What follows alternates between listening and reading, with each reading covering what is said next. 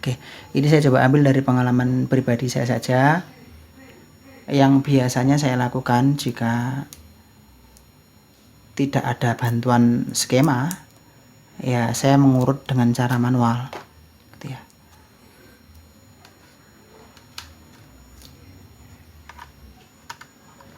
Ini ada contoh dari motherboardnya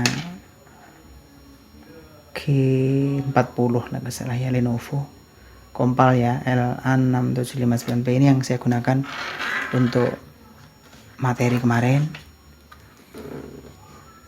Jadi ya kita harus mengukur dari dengan cara manual. Oke, jadi misalkan kita dihadapkan dengan kasus mati total, tentu saja kita yang pertama dideteksi adalah 3 volt standby-nya, karena 3 volt standby ini digunakan untuk menghidupkan EC, gitu ya. 3 volt standby ini bisa mengambil dari jalur SMPS, bisa mengambil dari jalur linear. Intinya ada 3 volt saja sebelum kondisinya di switch on, harus masuk ke EC. Nanti setelah EC-nya kerja, dia akan mengatur ke yang lain. Dia akan mempersiapkan 3 volt di switch button, seperti itu. Nanti dia akan mengirim, dia akan membaca temperatur baterai, gitu ya. Di sana nanti ada pull up 3 volt yang dikirim ke baterai. Nanti ketika baterainya dipasang, nanti dia akan drop dibaca ini EC, gitu ya. Jadi penting nanti mencari 3 volt kalau kasusnya mati total. Misalkan 3 voltnya hilang, berarti kita ngurutnya ke depan, ke jalur depan, ke jalur 19 volt. 19 volt ini sudah ada apa belum? Misalkan dari 19 voltnya sudah masuk ke main power, ke jalur B+, berarti nanti analisa kita lari ke blok IC power 3 volt 5 volt. Kenapa kok di sana enggak 3 volt standby-nya enggak ada? Tapi kalau 19 voltnya enggak lolos, berarti kita harus mencari tahu MOSFET gerbangnya, dia lolos apa enggak 19 voltnya, gitu ya. Kalau misalkan dia nggak lolos, berarti nanti ada hubungannya dengan trigger jalur gate MOSFET-nya. Entah nanti dikirim dari IC charger atau dari circuit divider. Kan seperti itu, sesuai di buku ya. Di buku sudah dijelaskan seperti itu. Jadi penting kita mengetahui keberadaan MOSFET gerbang jalur 19 volt. Kalau misalkan kasusnya 19 voltnya nggak lolos. Nah sekarang masalahnya bagaimana caranya mencari letak komponen itu kalau nggak ada skema. Yang biasa saya lakukan itu biasanya saya mentargetkan MOSFET yang berada paling dekat dengan soket adaptor. Nanti kan 19 volt kan masuk ke sini. Nah, yang saya target ini adalah MOSFET yang ada di sekitar adaptor ini. Mungkin ini juga MOSFET. Maaf ya, ini kameranya agak kurang bagus karena saya ambil gambarnya posisi gelap. Ini saya pakai flashnya, jadi mungkin kena silau dari flashnya. Nah, mungkin bisa ini, atau mungkin ke MOSFET yang lain. Coba kita balik posisinya. Oops. Kita balik, dari sini ada beberapa MOSFET. Nah ini MOSFET juga, atau mungkin bisa ini. Kalau MOSFET kembar seperti ini berjajar, ini bukan gerbang, ini N channel, ini di jalur SMPS. Jadi abaikan saja, gitu ya. Yang kita cari MOSFET jalur 19 volt atau MOSFET gerbang. Nah caranya teman-teman bisa melihat dari jalur positif DC konektor ini. Ini mungkin agak kurang kelihatan, ya mungkin malah nggak kelihatan sama sekali ya, karena saya lihat kabur, tapi nggak apa-apa. Paling tidak teman-teman tahu caranya saja. Kalau di sini, ini kalau saya lihat dari positif DC konektor 19 voltnya ini akan masuk melalui PF101. Ini komponen fuse.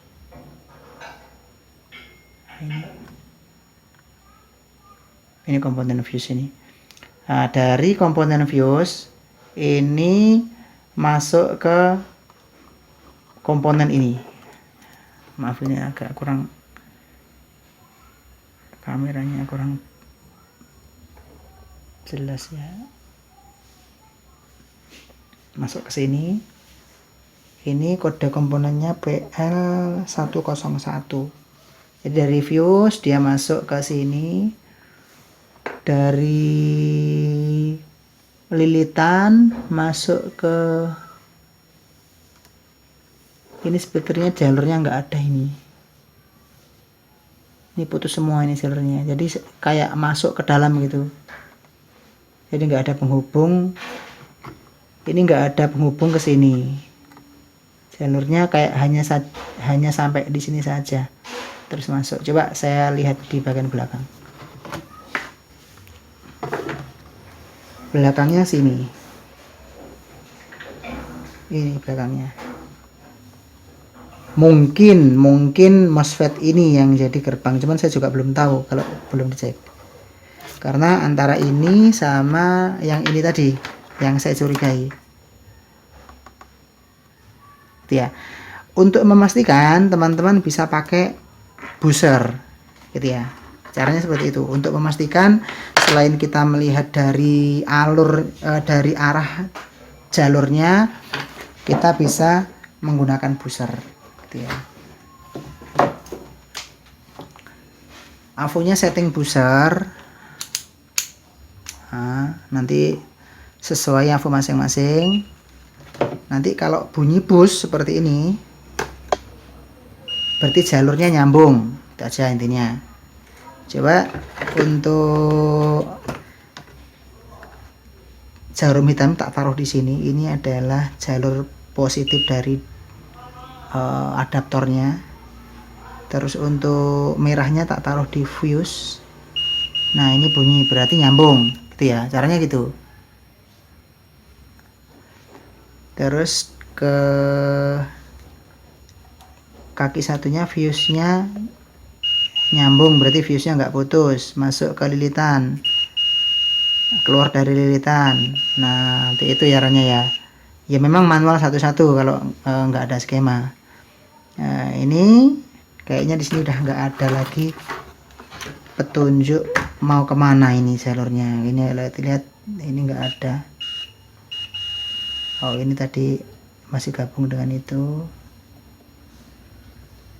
Nah, ini nggak ada, ini nggak ada. Atau langsung kita lihat, kita cek di sini di kaki MOSFET-nya. Kalau memang ada pasti bus. Nah, ini nggak ada suara.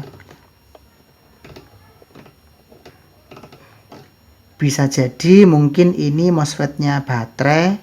Mungkin, saya juga belum tahu, karena kan ini kan mengukur manual, bukan pakai tegangan. Kalau pakai tegangan kan langsung ketahuan. Nah, gitu. Mungkin ini punya baterai. Sekarang kita cari di bagian bawah.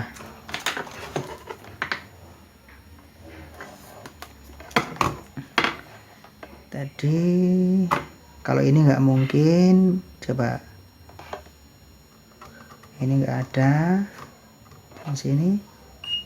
Nah, ini nyambung, ini nyambung, ini berarti ini nyambungnya. Jadi yang jarum hitam, sorry ya, yang jarum hitam ini saya masukkan ke kaki positif di konektor jacknya, saya tahan di situ. Terus jarum yang merah ini masuk ke sini, saya tes poinnya ke sini, ke kaki MOSFET, ternyata dia nyambung. Nah, ini berarti sudah positif. MOSFET gerbangnya yang ini udah nggak ragu lagi, ini pasti ini adalah MOSFET gerbang. Nanti kalau 19 voltnya kita masukkan, pasti nanti dia akan ke sini, akan masuk 19 volt ke MOSFET ini. Nah, sekarang kita lihat dari MOSFET-nya.